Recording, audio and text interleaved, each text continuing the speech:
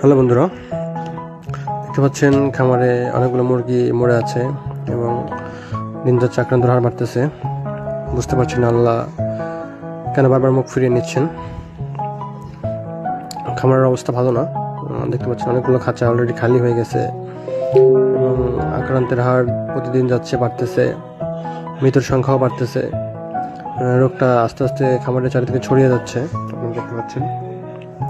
এভাবে চলতে থাকলে বেশি দিন খামার রাখা যাবে না, কিন্তু বিশেষজ্ঞ ডাক্তাররা আসতেছেন, দেখতেছেন, তারা আশ্বাস দিচ্ছেন যে না, মুরগি রাখেন, মুরগি সুস্থ হয়ে যাবে, কিছুদিন দেখেন।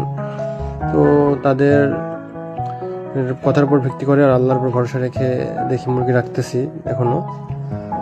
দেখা যাক আল্লাহ কি করেন। তারপরেও যখন সামনে মুরগি মারা যায় এভাবে, তখন আসলে খারাপ লাগে অনেক। সবাই দোয়া করবেন যেন খামারের মুরগিগুলো তাড়াতাড়ি সুস্থ হয়ে যায়।